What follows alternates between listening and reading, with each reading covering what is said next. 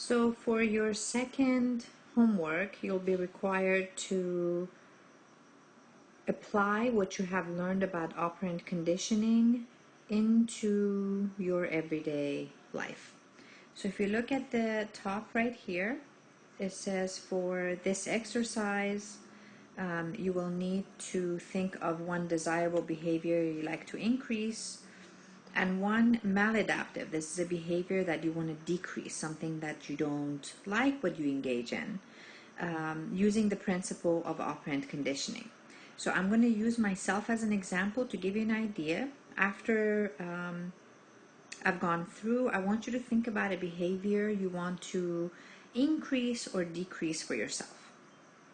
So here we say desirable behavior to increase.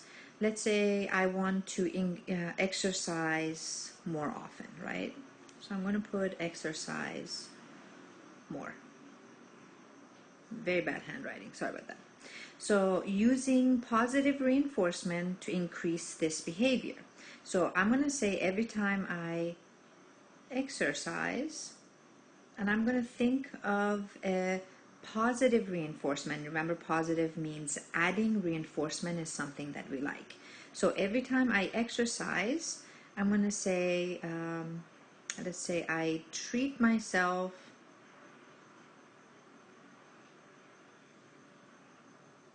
to, let's say Starbucks. So I'm giving myself something that I like every time I engage in this behavior that I want to increase. For negative reinforcement, reinforcement still means increase in behavior, but you're doing it through negative reinforcement. So you're increasing behavior by taking away something that you don't like. So I'm going to say every time I exercise, still has to be the same behavior on top, over here and here. It's still the same behavior. Every time I exercise, I don't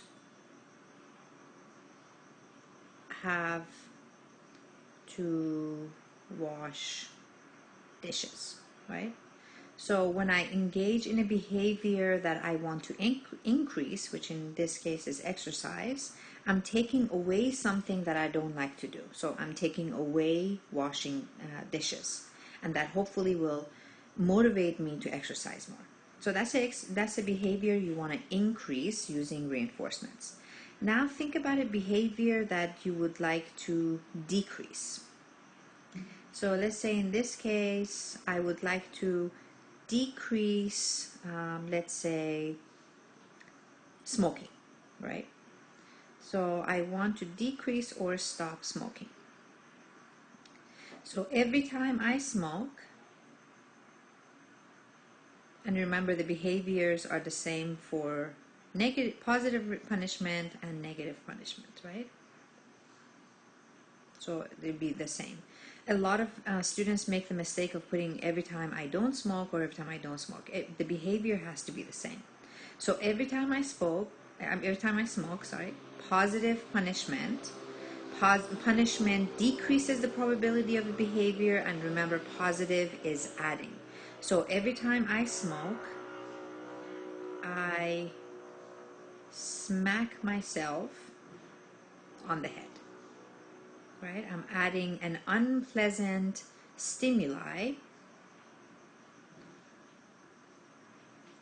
in order to decrease the undesirable behavior.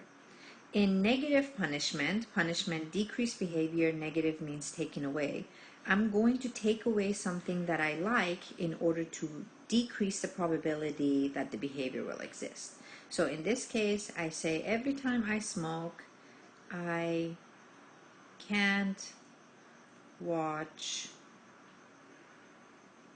Netflix, God forbid. So hopefully by taking away Netflix, taking away privileges, that'll decrease the chance of me smoking. So again, for this exercise, please make sure you think of a behavior that you would like to increase and a behavior that you would like to decrease. And when you're putting it into these positive and negative reinforcement, you want to make sure you're putting exactly the same thing. email me if you have any questions.